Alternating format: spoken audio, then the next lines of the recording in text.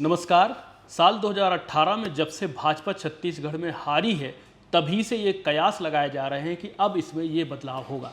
कयासों का अंजाम ये है कि कोई भी बदलाव नज़र नहीं आता, लेकिन बार बार बदलाव की बयार ज़रूर बहती रहती है। निचले स्तर के कार्यकर्ता से लेकर के ऊपर तक ऐसे जो हैं मुद्राएं दी गई हैं जिसमें लगता है कि अब बदलाव होगा। इस बार फिर जब 3.5 साल हो चुके हैं इस पूरे टेन्योर को, तब एक बार फिर से बदलाव की बयार बह चली है और इस बार के बदलाव बहुत नज़दीक से दिखाई भी दे रहे हैं। इन दिखने के दौरान दो बयान आज आए हैं। एक है पूर्व मुख्यमंत्री डॉक्टर रमन सिंह का और दूसरा है पूर्व मंत्री बृजमोहन अग्रवाल का। दोनों बयान ऐसे हैं जो एक दूसरे को कंट्रास्ट कर रहे हैं। ऐसा लग रहा है जैसे कोई एक दूसरी पार्टी के नेता हैं और सामने कोई दूसरी पार्टी के नेता हैं। बयान फिलहाल आपने सुने ही होंगे। हम इन बयानों का एनालिसिस करेंगे और इस बदलाव की एनालिसिस करेंगे हमारे सीनियर पॉलिटिकल रिपोर्टर सौरभ परिहार के साथ। सौरभ, कैसे देख रहे हो आप डॉक्टर साहब का बयान पहला और फिर इसके बाद इनका बयान? लेकिन सर, प्रदेश अध्यक्ष के लिए कई भाजपा के नेता भी सक्रिय नजर आ रहे हैं। अब किसको इच्छा नहीं होती यार, सबके मन में इच्छा पाल के रखे हैं, कपड़ा सिलवा भी लिए हैं। अब किसको इच्छा नहीं होती यार, सबके मन में इच्छा पाल के रखे हैं, कपड़ा सिलवा भी लिए हैं। अच्छी बात है। राजनीति में किसी को भी इच्छा रखना बुरा बात नहीं है, परंतु निर्णय जो पार्टी करती है उसको सब लोग स्वीकार करते हैं। बिल्कुल। देखिए, डॉक्टर रमन सिंह काफ़ी कम बोलते हैं ऐसे चीज़ों पे, संगठन के मुद्दों को लेकर। हमने पहले भी देखा है कि वो काफ़ी कम बोलते हैं, लेकिन आज जो बयान आए हैं उन बयानों से स्पष्ट लगता है कि कहीं ना कहीं छत्तीसगढ़ में जो नेता प्रतिपक्ष की बात हो, चाहे प्रदेश अध्यक्ष की बात हो, वो परिवर्तन होंगे, वो चेंजेस होंगे। ऐसे बहुत सारे एस्पेक्ट जो है देखे जा रहे हैं हाल फिलहाल में कई नेताओं के बयानबाजी से। मैं बीजेपी के नेताओं से बैठता हूं तो ये सामान्य सी चर्चा है। लेकिन आज की बयान को आप देखिए कि पूर्व सीएम रमन सिंह जी कह रहे हैं कि कई लोग अपने मन में पाल रखे कि हम प्रदेश अध्यक्ष, हाँ, कपड़े भी सिलवा लें। आप याद रखिए कि कपड़े सिलवाने वाली बात अक्सर जो है विपक्ष के ही नेता करते हैं और उस पर सत्ता पक्ष तंज कसते हैं। और इसके उदाहरण हमने 15 साल में देखे हैं, जब कांग्रेस के नेता जो है एक दूसरे पर वार पलटवार करते थे और बीजेपी के नेता उस पर तंज कसते थे। लेकिन आज स्थिति बदल गई है। आज स्थिति ये है कि 3.5 साल हो रहे हैं, एक भी बीजेपी का कोई चेहरा नहीं है जो सीधे तौर पर मैं कहूं तो मुख्यमंत्री भूपेश बघेल को टक्कर दे सके। अब ऐसे में बहुत बड़ी बात यही कही जा रही है कि अगर प्रदेश अध्यक्ष होता है कौन, क्योंकि मैं बता दूं आपको, थोड़ा सा पीछे जाए अपन, जेपी नड्डा का जो है 2023 में जनवरी फरवरी में कार्यकाल पूरा होने जा रहा है। स्वाभाविक रूप से जब कोई किसी राष्ट्रीय अध्यक्ष का कार्यकाल पूरा होगा तो केंद्रीय और राज्य के नेतृत्व में पदाधिकारियों में वो अपने हिसाब से टीम बनाती है। हो सकता है कि जेपी नड्डा फिर से अगेन बने, क्योंकि उस 2023 में 3 राज्यों में चुनाव होंगे और 2024 में लोकसभा है, तो एक हो सकता है कि उसको बनाए फिर से, क्योंकि एक लंबा अनुभव रहा है। लेकिन अगर बदल दिए तो वो अपने हिसाब से बनाएंगे, तो उस स्थिति में कहीं ना कहीं एक बड़ा जो यहाँ पर विवाद की स्थिति जरूर देखने को मिलेगी। इसलिए चर्चा ये हो रही है, अगर मैं चर्चा के बारे में बताऊं तो प्रदेश अध्यक्ष को बदले जाने के लेकर, नेता प्रतिपक्ष को लेकर बदले जाने को लेकर अभी जो बैठक भी हुई थी पिछले दिनों, उसमें लेकर काफी जो विवाद की स्थिति बन रही थी। मतलब ऐसा लगता है विष्णुदेव साय की छुट्टी होगी अभी।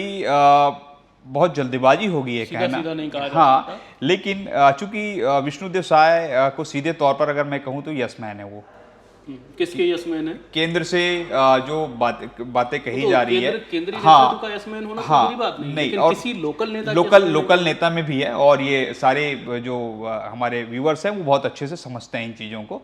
तो ऐसे में अब देखना होगा कि किस तरीके से जो बहुत सारे नेता हैं जो रमन सिंह के समय में जो है उनके खिलाफ में बात बोलते थे या खुलकर सामने आते थे, तो 2-3 नाम अगर मैं बता दूं तो वो कोई इसमें वो नहीं होगा। जैसे सरोज पांडे जी हैं, जैसे आपके बृजमोहन अग्रवाल जी हैं, जो कि डॉक्टर साहब के, हाँ, डॉक्टर साहब के अगेंस्ट में कभी कभी हमने देखा है और खुलकर भी बोले हैं। आज भी यही हुआ और आज भी यही, और आज भी आप यही देखिए कि डॉक्टर रमन सिंह जब कहते हैं कि कुछ लोगों ने अपने खुलकर जो है पाल रखे हैं, मन में रखे हैं, तो अब देखिए कि बृजमोहन अग्रवाल जी कह रहे हैं कि इच्छा रखना कोई बुरी बात नहीं है राजनीति में।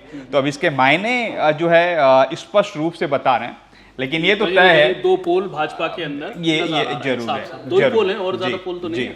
नहीं, 2 पोल से मैं कहूँ ज्यादा ही पोल कहें तो ठीक होगा। अभी बड़े पोल 2 बड़े पोल है जी। तो ये साफ स्पष्ट दिखाई दे रहा है। जैसे आपने एक जिक्र किया कि एलओपी को ही चेंज कर सकते हैं जी, तो एलओपी को चेंज करने की वजह क्या बनेगी धर्मलाल कौशिक जी को, नेता प्रतिपक्ष को? अभी देखिए 2023 में चुनाव है, अभी आपका सेशन आने वाला है, शीतकालीन मानसून आना है, फिर शीतकालीन आएगा, फिर बजट आए, तो आपको पूरे 2023 में कम से कम 4 से 5 बार मिलेंगे। दिसंबर, नवंबर, दिसंबर में चुनाव है, 6 बार कम से कम सदन सत्ता पक्ष को, तो सदन में ये पूरी चलेगी। तो आप अपनी बात जब रखेंगे तो एक कहीं ना कहीं वो चाहते हैं कि बात बहुत आक्रामक होनी चाहिए। अभी हम देख रहे हैं नेता प्रतिपक्ष धर्मलाल कौशिक बात को आक्रामक तौर पर रख रहे हैं, लेकिन उनके साथ कोई नहीं रहते। अच्छा, विधायकों का साथ आप देखिए कि डॉक्टर रमन सिंह और धर्मलाल कौशिक जी सदन में बैठे रहते हैं और अजय चंद्राकर और बृजमोहन अग्रवाल जी बाहर निकल जाते हैं। अच्छा। तो नेता प्रतिपक्ष का जो एक बैकिंग करने वाले हाँ वो स्थिति में नजर नहीं आ रहा है। तो ये काफी चुनौती होगा बीजेपी के लिए कि वो किस तरीके से 2023 में सबको साथ लेके चले। 2023 में उनकी जो रणनीति है, जैसे आप अभी अपन बात कर रहे हैं कि अगर एलओपी बदल देते हैं, प्रदेश का अध्यक्ष बदल देते हैं, डॉक्टर साहब को साइडलाइन कर देते हैं और एक सिंगल पोल खड़ा कर सकते हैं, वो सिंगल पोल कौन होगा? अब सिंगल पोल वही होगा जो पोल में हाँ, जो नेतृत्व चाहेगा। और भाजपा के नेतृत्व को आप भी बहुत अच्छे से समझते हैं। भाजपा का नेतृत्व जो चाहेगा वो कहीं ना कहीं पहले से ही रिपोर्ट ले लिए होंगे वो, तो किसको बनाया जाना चाहिए। जमीनी आधार, जमीनी लेवल पे इसके फर्क पूरी स्तर पर आप देखिए कि जमीनी स्तर पर स्वाभाविक रूप से जब कोई भी परिवर्तन होती है तो स्वाभाविक रूप से जमीनी स्तर पर भी परिवर्तन नजर आता है। तो आप इसीलिए देखिए कार्यकर्ताओं में उत्साह दिखेगा। आप देखिए आप देखिए इसीलिए कि बूथ स्तर पर जो जा रहे हैं, बूथ विस्तारक योजना है, 10 दिन 10 घंटे रहना है, अभी वो 1-2 दिन में पूरा होने जा रहा है।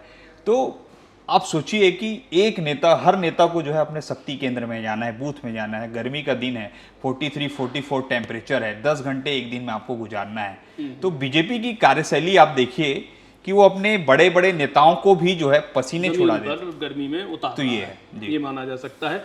क्या एक फॉर्मूले पे और चर्चा हो रही थी कि मान लीजिए प्रदेश अध्यक्ष विष्णुदेव साय को नहीं बदला जाता तो फिर क्या दूसरा फॉर्मूला होगा? क्या बीच में कोई कार्यकारी अध्यक्ष होगा? कार्यकारी अध्यक्ष जो अभी हमें सूचनाएं मिल रही है और जो माहौल एक दिख रहा है कि 2 कार्यकारी अध्यक्ष बनाए जा सकते हैं, उसमें एक ओबीसी, एक जनरल, और जो प्रदेश अध्यक्ष है वो एसटी वर्ग से ही होगा। बहुत बढ़िया।